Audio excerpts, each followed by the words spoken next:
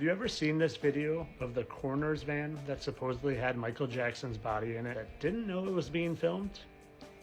This guy thought he was going to capture them wheeling him out, and instead, he captured this. Now, I was very skeptical when I first saw this, so I had to do what I do, and I did my investigative work. 127602. Remember that number. So what I did is I went and I scoured the internet and I found actual news footage of a helicopter filming the body of Michael Jackson going into a coroner's van. And you'll never guess what I found. Let's take a look at that number. Do we remember? 127602. And just in case your memory is not good, helicopter garage 127602. Now for me, this isn't enough to just automatically assume he's still alive, but when you keep digging, you'll see. This guy's name is Dave, and he's supposedly even a friend of Michael Jackson's. And have you ever heard him speak?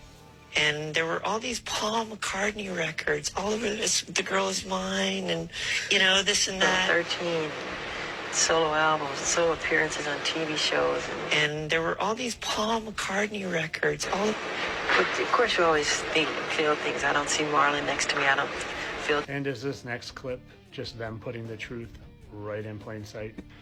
I felt like he had like Michael Jackson's spirit in him, because there were times that he even sounded like him talking, and it would just kind of blow my mind. And you may not realize it, but he wasn't just the king of pop, but the master of disguise.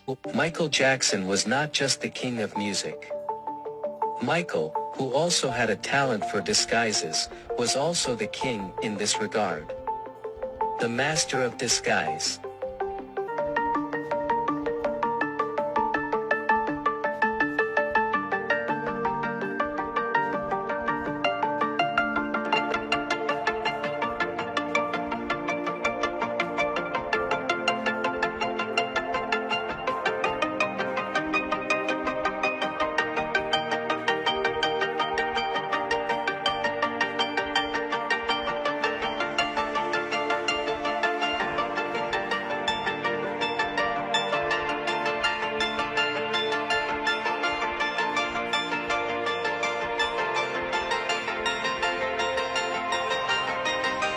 Like I said, I'm just showing you some evidence. You make your own decision. But before you make your final one, why don't you listen to what the surrogate mother to Michael Jackson's children also had to say. In that time, they've gone on some very unusual outings, often with Michael in disguise.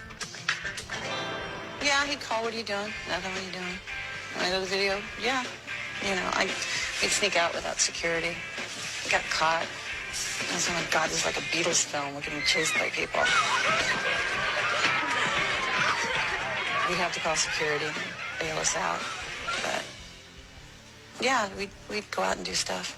Maybe Michael, like she said, just got sick of being chased around like he was the Beatles.